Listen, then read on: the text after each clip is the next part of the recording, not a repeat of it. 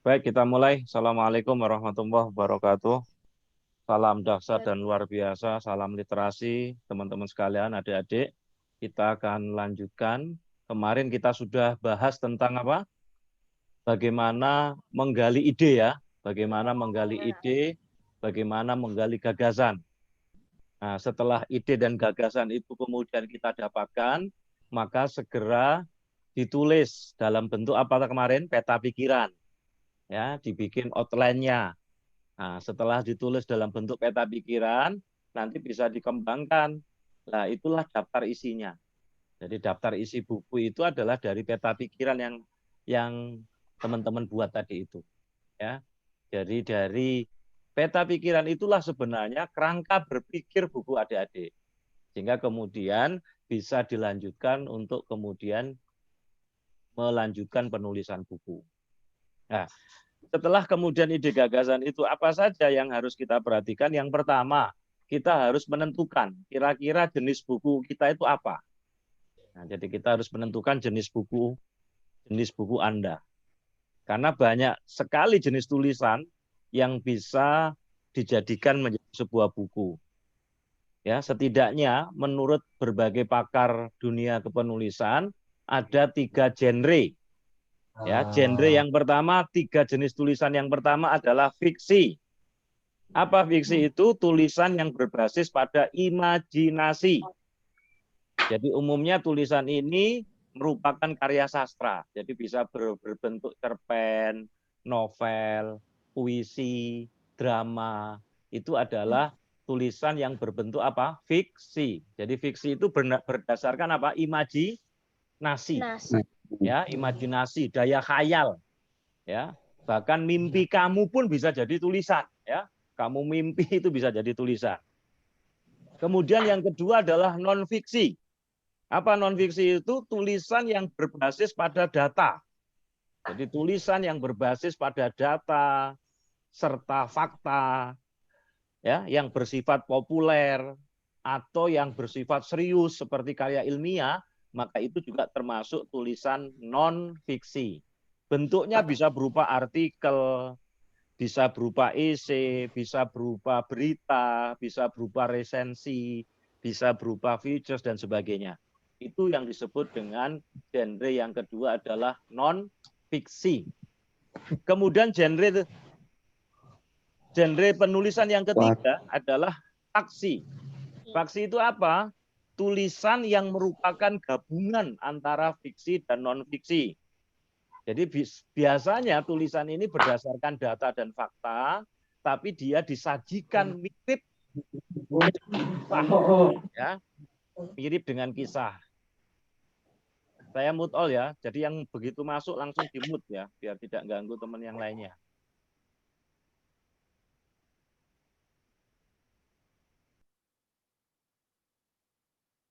Jadi tulisan faksi itu adalah genre tulisan gabungan antara fiksi dan non fiksi. Biasanya berdasarkan kisah nyata, ya, berdasarkan data dan fakta, namun disajikan mirip dengan kisah seperti layaknya cerpen atau novel. Misalnya kisah sejarah Nabi, kisah para sahabat, kisah biografi ya, biografi seseorang, atau autobiografi kita sendiri. Maka itu bisa termasuk tergolong jenis tulisan faksi. Contoh misalnya sepatu Pak Dahlan, itu tulisan faksi itu. Kisahnya terinspirasi dari kisah Pak Dahlan Iskan, tetapi ditulis dengan gaya novel. Ya. Khairul Tanjung si anak singkong, nah itu faksi. Ya, kisahnya berdasarkan kisah nyata Pak Khairul Tanjung, pengusaha Khairul Tanjung. Tapi kemudian ditulis dengan cara novel, ya, ditulis dengan cara bercerita, berkisah seperti novel. Tetapi berdasarkan kisah nyata, maka disebut dengan faksi. Nah, sekarang pertanyaannya, apakah kita boleh berkonsentrasi salah satu? Boleh. Apakah kemudian kita boleh kemudian menulis, kadang-kadang kita menulis fiksi, kadang-kadang non fiksi, kadang-kadang faksi, boleh-boleh saja sesuai dengan apa keinginan Anda, ya.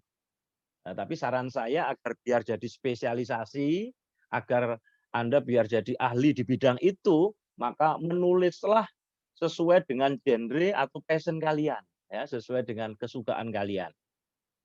Ya. Kalau dalam dunia perbukuan saat ini, teman-teman sekalian, adik-adik, ada 10 topik keren. Jadi kalau kalau Anda mau menulis buku, ada 10 topik keren yang masih bisa diserap oleh dunia perbukuan di Indonesia.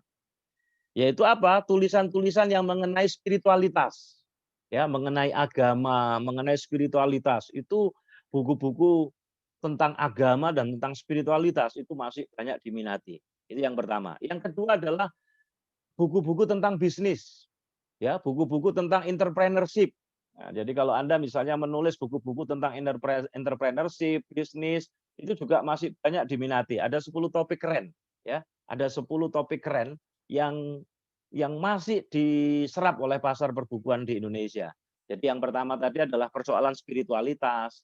Anda menulis tentang agama, spiritualitas. Kemudian yang kedua adalah Anda menulis tentang dunia bisnis, tentang kewirausahaan, tentang entrepreneurship. Itu juga masih banyak diserap oleh dunia perbukuan kita. Kemudian topik-topik keren berikutnya adalah tentang motivasi, tentang motivasi dan pengembangan diri. Jadi Pak Fakih ini termasuk spesialis penulis buku tentang motivasi dan pengembangan diri. Kemudian dunia kesehatan, itu topik-topik keren yang masih diminati. Jadi Anda bisa menulis dunia kesehatan, ya apakah herbal. Kemudian dunia pendidikan. Nah, ini buku-buku tentang pendidikan, tentang sekolah, tentang pelajaran. Ini the best ya, banyak menyerap pasar yang paling banyak adalah dunia pendidikan.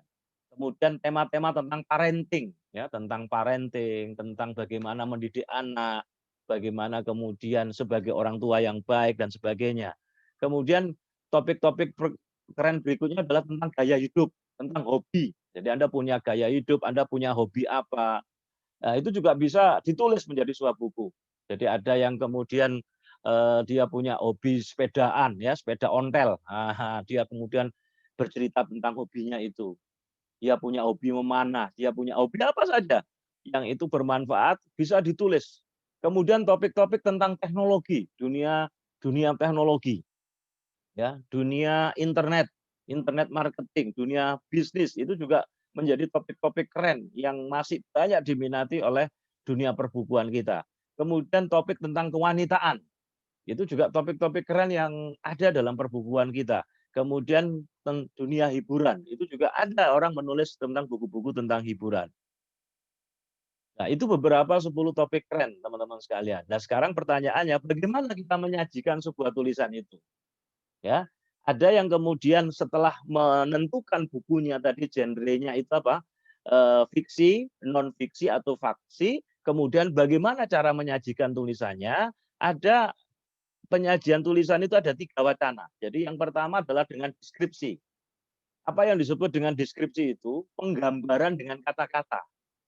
Jadi penggambaran dengan kata-kata suatu benda, satu tempat, satu keadaan dengan dideskripsikan, dengan digambarkan. Jadi adik-adik menulis tentang cara menyampaikan tulisan itu dengan wacana deskripsi itu berarti teman-teman melakukan observasi. Jadi teman-teman melakukan menggambarkan apa suatu tempat, satu dunia wisata yang luar biasa, berbicara tentang pantainya, berbicara jadi mendeskripsikan. Nah, itu berarti adik-adik menggunakan wacana deskripsi.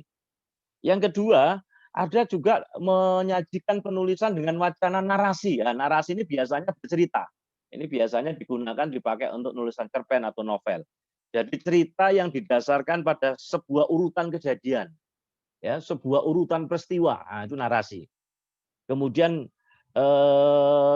yang dialami ya sebuah kejadian yang dialami oleh tokoh, kemudian mengalami konflik tertentu, maka cara penyajiannya adalah dengan narasi. Kemudian yang ketiga adalah dengan eksposisi. Eksposisi itu adalah penyingkapan sesuatu yang sebelumnya masih samar-samar, yang sebelumnya masih tertutupi, atau yang sebelumnya masih tersembunyi, kemudian menjadi jelas adanya. Itu namanya berarti menyajikan tulisan dengan eksposisi. Nah, eksposisi termasuk di dalamnya nanti argumentatif, argumentasi. Ya, itu biasanya penulisan-penulisan buku dengan genre non fiksi. Nah, Ini beberapa hal yang perlu diperhatikan teman-teman sekalian ketika kita menulis sebuah buku. Setelah setelah itu kemudian poin berikutnya adalah kita menentukan motivasi. Nah, tentu kita harus punya motivasi yang kuat. Nah, salah satu motivasi yang kuat di dalam penulisan buku itu adalah kita mau berbagi ilmu. Kita mau berbagi apa? Pengetahuan. Kita mau berbagi ilmu, berbagi kebaikan. Bukankah berbagi ilmu, berbagi kebaikan itu kan pahalanya luar biasa. Dan motivasi yang paling kuat itu ketika kita menulis, itu ada kebahagiaan yang luar biasa ketika ternyata tulisan kita itu bisa menjadi inspirasi bagi orang lain. Bisa membuat orang lain berubah menjadi lebih baik. Maka itu adalah kebahagiaan yang tidak bisa ternilai ya, tidak ada kebahagiaan yang tidak ternilai saking saking luar biasanya. Nah, maka kalau dorongan motivasi yang semacam itu membuat kita semakin kuat, semakin semangat untuk menuliskan apa saja yang itu membuat inspirasi, membuat bermanfaat bagi orang lain. Kemudian berikutnya adalah kita menentukan segmen. Nah, segmen pembaca kita apa? Apakah segmen pembaca kita ini remaja, anak-anak, maka nanti bahasanya disesuaikan. Nah, kalau remaja berarti bahasa-bahasanya gaya-gaya gaul, gaya-gaya anak remaja. Kalau kemudian anak-anak, maka disesuaikan juga bahasanya adalah bahasa anak-anak. Kalau kemudian segmennya adalah ilmiah, segmennya adalah orang-orang berpendidikan dan ilmiah, maka bahasanya adalah bahasa-bahasa ilmiah, ilmiah populer, bahasa-bahasa yang kemudian seperti bahasa-bahasa akademis. Jadi segmen pembaca ini nanti akan menentukan cara penyajian, menentukan kemudian bahasa apa yang kita pakai, yang kita gunakan. Setelah kemudian kita menentukan itu, baru kita mengembangkan ide tadi itu. Bagaimana cara mengembangkan ide? Kita bisa mengembangkan ide dengan cara 5W1H. Nah, 5W1H itu kita bisa mulai dengan apa? 5W what, ya. Ya, apa, kemudian who, kemudian kapan, kemudian why, kemudian mengapa, kemudian where, di mana dan how. Anda bisa pakai ilmu itu 5W1H. Atau Anda bisa pakai kemarin yang saya jelaskan tentang topi berpikir. Jadi topi berpikir misalnya untuk menulis sebuah apa? Non fiksi, topi berpikir putih.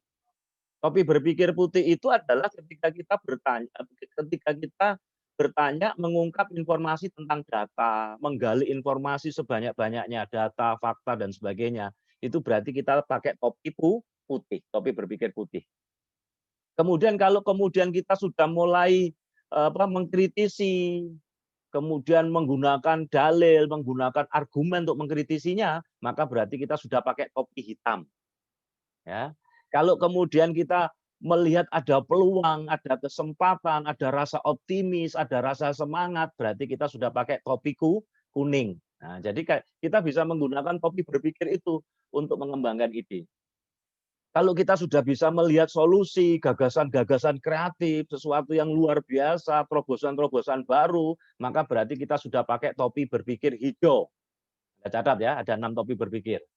Kalau kemudian kita sudah melibatkan emosi dan perasaan, kita sudah melibatkan emosi dan perasaan kita, maka berarti kita sudah menggunakan topi merah. Kalau kita sudah mulai menyimpulkan kesimpulannya, langkah berikutnya apa, itu berarti kita sudah menggunakan topi biru.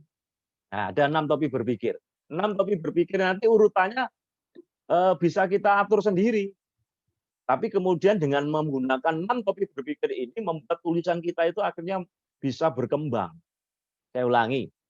Apa 6 topi berpikir itu? 1 topi berpikir putih. Topi berpikir putih itu apa? Bicara tentang apa tadi? Data, informasi, fakta. Jadi menggali sebanyak-banyaknya informasi, data dan fakta itu berarti masih gunakan topi putih.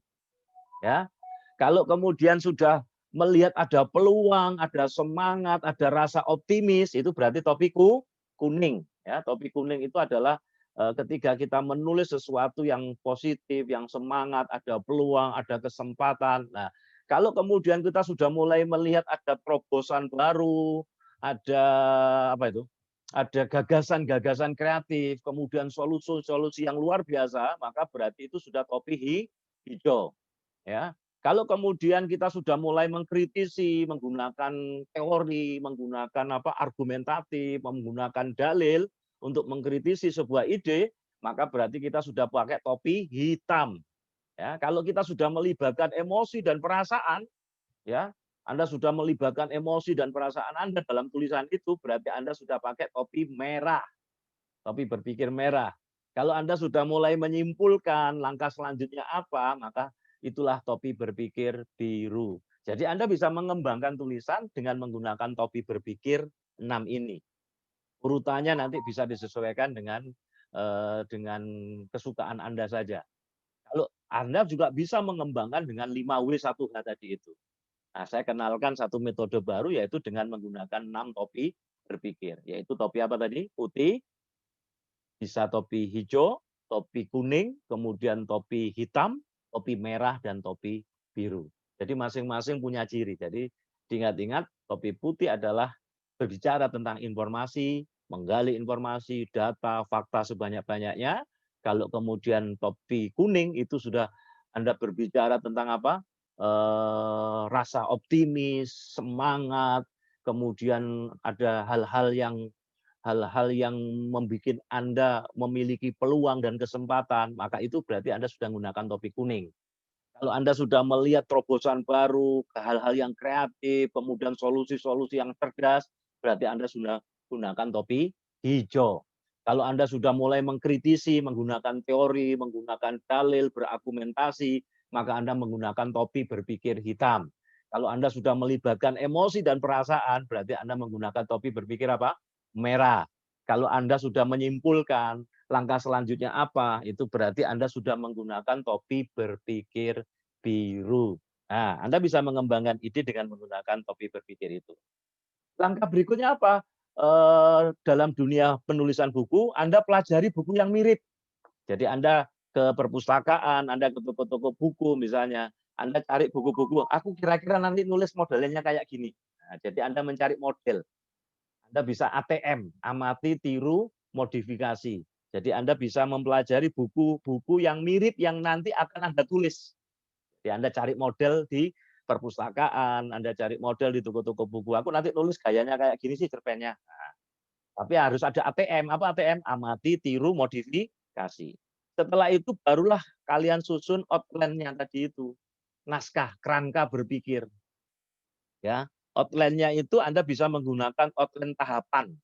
Jadi topiknya, kemudian ada subtopik lagi, kemudian ada sub-subtopik, itu namanya outline tahapan. Ya, dari kerangka berpikir itu nanti kamu susun outline. Outline itulah sebenarnya daftar isi buku Anda. Atau Anda juga bisa menggunakan outline butiran. Outline butiran itu mengalir saja. Jadi misalnya dalam bentuk artikel Anda menulis butiran-butiran. Jadi butir pertama, kedua, mengalir. Atau Anda menggunakan outline aliran. Ya, aliran yang ada yang model gini, bertanya, ada pertanyaan dijawab, ada pertanyaan dijawab. Boleh model outline kayak gitu itu. Atau mengalir saja menulis, atau model butiran. Butiran tadi itu 1, 2, 3, atau kemudian model tanya jawab. Ya, ada pertanyaan kalian jawab. Ada pertanyaan dijawab. Boleh ada buku model kayak gitu dalam penyajian apa outline-nya. Atau Anda kemudian menggunakan yang biasanya normal itu ya tadi ada bab 1, ada subbabnya, ada subbab. Kalau novel biasanya ada bagian apa? Bagian permulaan, bagian tengah, kemudian bagian penutup endingnya kayak apa. Kalau novel bebas-bebas saja. Nah, kapan-kapan di pertemuan berikutnya kita akan bicara tentang khusus bagaimana cara penulisan cerpen ataupun novel. Baik, ini teman-teman sebagai pengantar kira-kira inilah dunia kreatif penulisan buku. Silakan kalau ada yang ditanyakan. Kemarin tadi pagi sudah saya posting kalau teman-teman ada yang berkenan ikut webinar pemecahan rekor muri, ya kita berharap nanti akhir November ini kalau teman-teman ingin bukunya ikut juga memecahkan rekor muri, berarti naskahnya sudah selesai semua diserahkan ke saya setidaknya akhir November sehingga bisa kita proses untuk kemudian dicetak sehingga ketahuan biayanya berapa. Syukur-syukur nanti sudah selesai cetaknya itu sebelum acara 12 Desember. Sehingga kemudian buku adik-adik itu bisa termasuk buku yang masuk kategori pemecahan rekor muri. Karena kita akan memecahkan rekor muri 2.000 penulis buku se-Jawa Timur, bahkan se-Indonesia. Karena sekarang sudah terkumpul buku hampir 1.000 lebih. Kita akan memecahkan rekor 2.000 penulis buku, rekor muri. Nah, nanti bersama Ibu Gubernur Khofifah, nanti via daring, kemudian bersama beberapa duta besar Indonesia yang ikut serta di dalam pemecahan rekor muri ini. Kemudian ada Kepala Dinas Pendidikan Provinsi dan Kepala Kanwil Kemenak Jawa Timur. Nah, nanti bagi adik-adik yang ingin ikut gratis tadi itu kan, untuk daftar webinarnya. Tapi kalau ingin berkarya tadi itu, maka naskahnya harus diserahkan sebelum ya setidaknya akhir November ini, sehingga saya bisa proses, sehingga kemudian kita tahu biaya cetaknya berapa, dan mudah-mudahan seminggu sebelum pelaksanaan itu buku kalian sudah cetak dan ber-ISBN. Nah, nanti bisa ikut webinar sambil menunjukkan bukunya. Sebuah prestasi luar biasa. Ikut bareng-bareng dengan 2.000 penulis yang lainnya. Ya, mau Pak enggak? Kalau mau harus kerja keras sekarang ini. Dunia pandemi ini kita manfaatkan untuk berkarya. Baik, mungkin ini adik-adik, teman-teman sekalian yang bisa saya sampaikan sebagai pengantar diskusinya. Silakan kalau ada yang bertanya di unmute ya. Ya, silakan. Monggo. Masih ada banyak waktu, silakan. Ananda, ada yang tanyakan Ananda? Sudah ditulis kerangka berpikirnya Ananda? Ceritanya ditulis saja, jangan diedit ya. Nanti setelah selesai semua baru dibaca ulang. Kamu baca, suruh baca orang tua kamu, ya. Kemudian nanti dikirim ke Pak Fakih, saya baca lagi, saya perbaiki, saya edit, kemudian kita masukkan ke penerbit Indi, kemudian biar dihitung mau nyetak berapa, minimal 50 ya, atau 10 boleh, tapi jatuh bukunya akan lebih mahal. Nah, nanti itu ber-ISBN. Artinya biar ISBN itu nanti buku kamu sudah masuk perpustakaan nasional. Oke, adik-adik silakan. Kalau ada yang ditanyakan, monggo. Masih ada waktu di sesi yang pertama ini. Di unmute saja. Ananda, ada pertanyaan? SMP Negeri 12 apa? Sama-sama SMP 12 ya. Ananda sama apa itu? Ini kakak adik ya? Iya. Iya, Pak. Daviar, ada pertanyaan? Sally? Monggo, silakan. Jadi tadi sudah saya bicara tentang topik-topik keren. Ya, 10 topik keren dalam dunia perbukuan, terus bagaimana cara penyajiannya, itu bisa deskripsi, bisa narasi, wacananya, bisa kemudian eksposisi. Nah, genrenya bisa memilih fiksi, kalau berdasarkan imajinasi, kalau berdasarkan data dan fakta, non-fiksi. Tapi kalau gabungan, kisahnya nyata, inspirasinya nyata, fakta, tapi kemudian dikemas dengan cara novel, itu namanya faksi. Baik, silakan. Ada yang didiskusikan? Ada yang tanyakan? Monggo.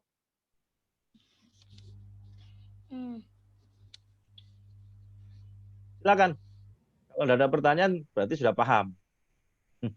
Tinggal langsung berkarya ininya ya. Jadi sudah seminggu ini. Mau nulis apa? Sekarang sudah mulai ditetapkan. Temanya apa? Genrenya dipilih tadi. Kemudian segmen pembacanya apa? Maka itu disesuaikan dengan apa? Dengan passion kamu, dengan kesukaan kamu. Sehingga kemudian bukunya cepat jadi. Oke. Aziza, ada tanyakan? Aziza, Iza, Bagas? Pak, kalau ya. Membuat cerita fiksi itu nggak bisa pakai 6 topik berpikir ya, Pak? Kenapa? Kok rasanya ada kritikan, ada kesimpulan, nggak bisa buat fiksi. Kalau fiksi bisa saja dipakai ketika kamu, tapi penggambarannya misalnya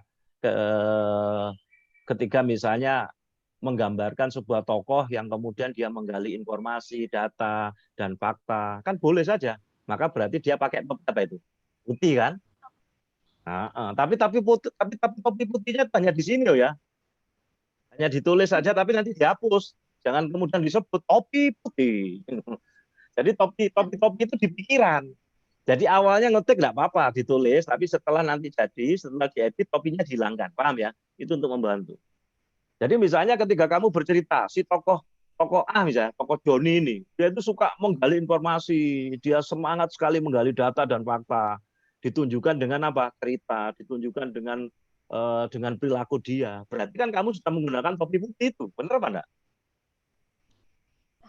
Jadi bisa Ya, Pak. dipakai apa enggak? Bisa. Bisa. Kalau kemudian begitu ada konflik, ada masalah, terus kemudian ternyata dia mampu memberikan solusi. Dan solusi-solusi itu adalah solusi yang kreatif, terobosan-terobosan baru. Dan itu ditunjukkan oleh tokoh B misalnya. Kemudian dengan dibikin narasinya, dibikin kemudian apa perilakunya kayak apa. Maka berarti Anda sudah menggunakan topi apa itu? Hijau, ya kan?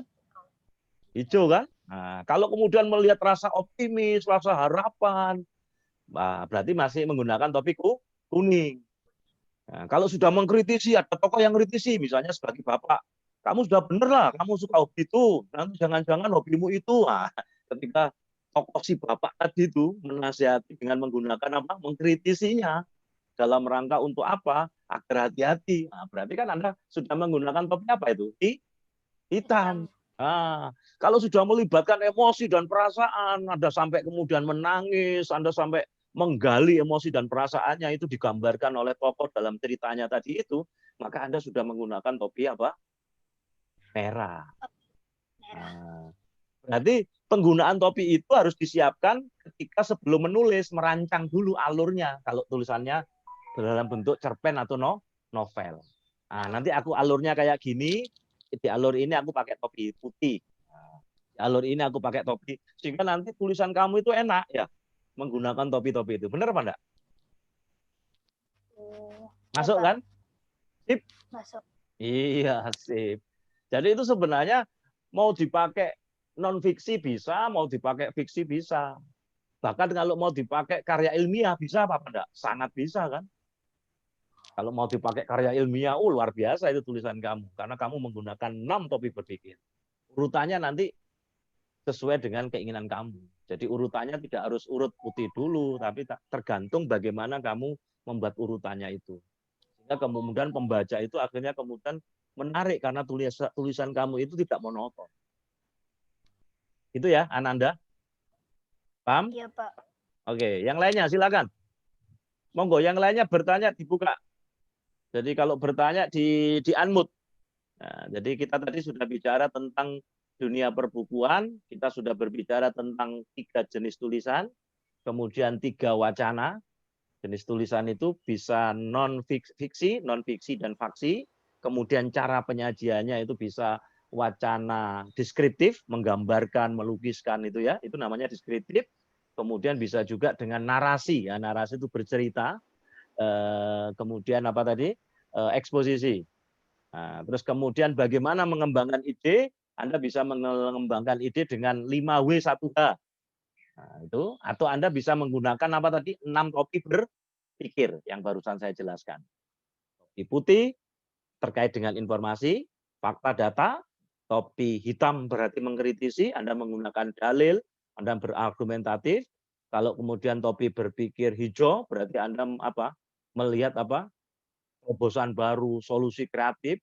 Topi kuning Anda masih apa? Optimis, ada harapan, ada peluang. Kemudian kalau melibatkan emosi dan perasaan kamu, berarti topi berpikir merah. Dan kalau Anda sudah mulai menyimpulkan langkah selanjutnya itu apa, berarti Anda sudah menggunakan topi biru. Baik, silakan yang lainnya. Masih ada waktu. Kita akan buka nanti di sesi yang kedua ya. ID meetingnya sama, passwordnya sama. Mungkin tinggal beberapa menit. Silakan boleh bertanya yang lainnya, monggo.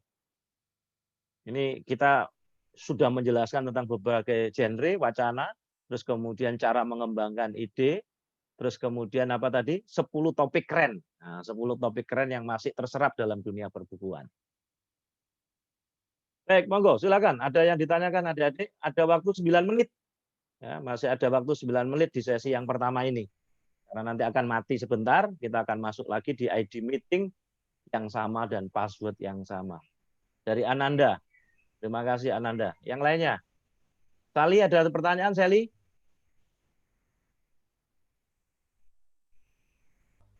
Farisa ada pertanyaan? Bagas? Hmm. Pak, Ya. Saya itu bingungnya kalau membuat cerita itu kadang-kadang membuat judulnya, Pak. Untuk membuat judulnya menarik atau Nanti bagaimana itu? judulnya terakhir ya.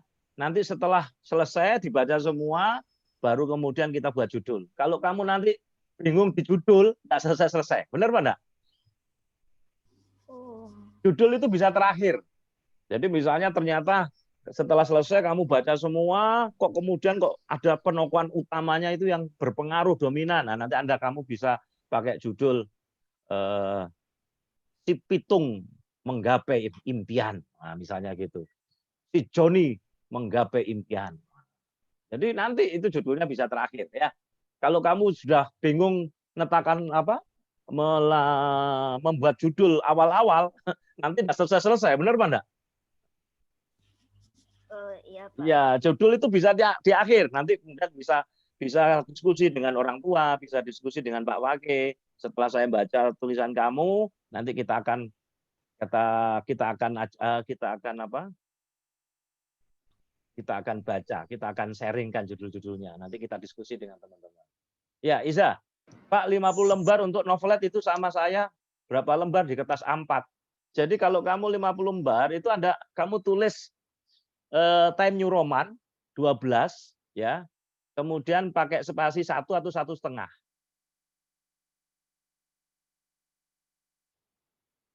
Ya. 50 lembar ya itu. Kamu enggak usah ngedit dulu. Jadi kamu tulis Time New Roman 12 fontnya, kemudian spasinya bisa 1, 1,5 ya. Kemudian ininya bisa rata 33 atau 44 atau 33 semua yang tepi-tepinya itu. Ditulis saja mengalir ya. Pak, kalau membuat cerita harus ada kalimat langsungnya. Iya, karena kan narasi kan ada tanda petik gitu ya. Nah, ada tanda petik 2, kemudian kata si Jono. Lagi kan gitu. Nah, coba Anda bisa lihat cerpen atau novel di buku-buku itu. Itulah cara penulisannya. Nah, di dalam penulisan cerpen atau novel, Anda juga bisa menggambarkan perilakunya. Nah, minggu depan kita akan bahas khusus tentang cerpen dan novel. Jadi harus ada penokohan, dan penokohannya itu pun jangan terlalu banyak, 4 orang atau 5 orang tokoh utama, 2 orang, kemudian tokoh penunjang, terus sekaligus karakternya. Nah, jadi karakter nanti tergambar dari narasi, tergambar dari perilaku dia di dalam novel itu nanti kamu gambarkan.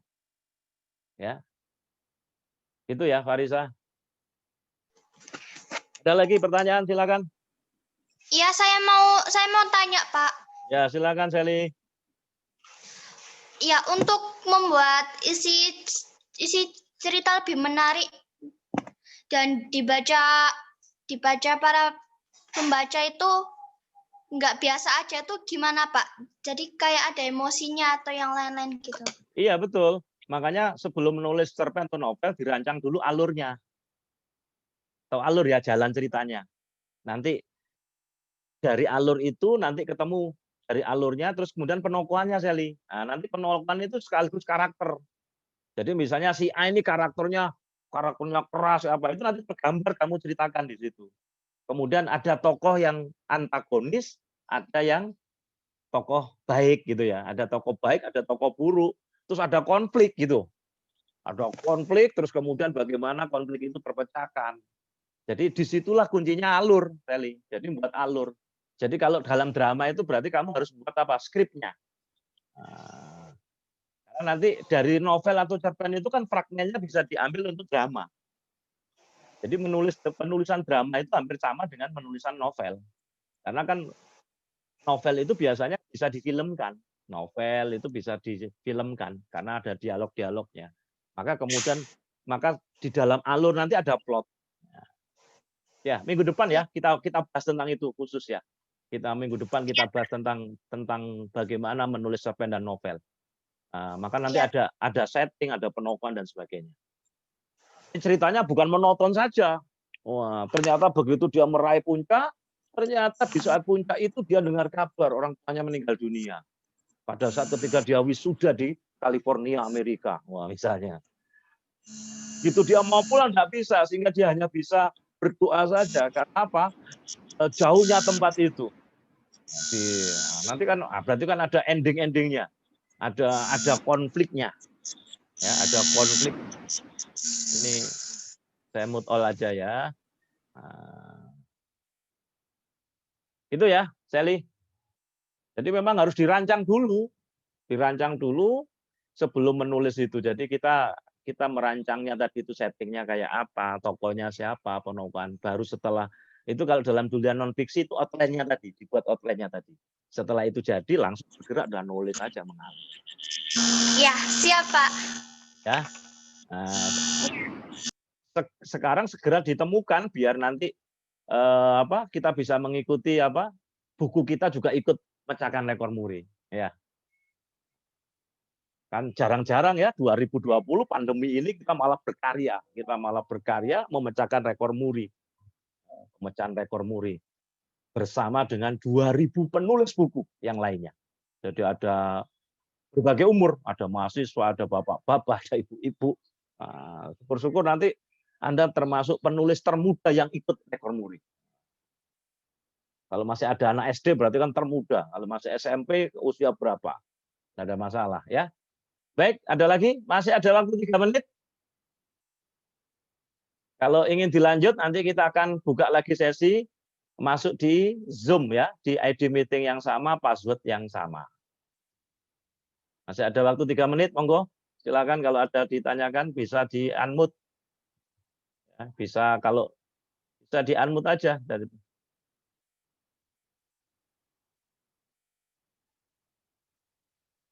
atau Anda bisa satu sekolah itu bisa ngumpulkan kumpulan cerpen dari berapa 5 orang, nggak apa-apa. Jadi kalau nulis sendirian agak berat, Anda bisa membuat buku antologi, kumpulan penulis tadi. Bisa kumpulan cerpen, kumpulan artikel, kumpulan puisi, boleh. Boleh juga kemudian menulis cerpen itu, menulis novel tadi atau buku tadi ada puisinya. Kemudian ada perpaduannya. Boleh-boleh saja. Dalam dunia kepenulisan itu sangat masalah gaya itu bebas saja. Gitu. Tadi kan saya ajarkan 3 genre tadi itu. Anda boleh memilih salah satu. Kadang-kadang dalam buku saya itu saya non fiksi tapi ada puisinya juga. Nah, saya nulis puisi. Ada kemudian saya berceritanya juga. Digabung-gabungkan boleh-boleh saja. Baik. Masih ada 1 menit. Kita buka sesi lagi. Nah, kalau kita buka sesi, ya saya akan buka di Zoom, di ID meeting Zoom dan password yang sama. Oke, kita break dulu. Nanti silakan masuk lagi. Kita akan tanya jawab ya. Saya lebih suka tanya jawab dan yang kedua Anda sudah nulis, Pak, saya sudah sampai sini gimana? Nah, gitu ya. Sudah konsultasi. Jadi kita nanti pertemuan ada 3 kali, 4 kali lah. Setelah itu udah konsultasi penyelesaian naskah Anda. Karena gini kita dikejar waktu kalau ngikuti program webinarnya kan sudah 12 Desember. Berarti ini kan tinggal seminggu. Siapa yang mampu seminggu akhir bulan berikut bulan November ini karyanya sudah selesai. Naskahnya tinggal dikirim ke saya ya.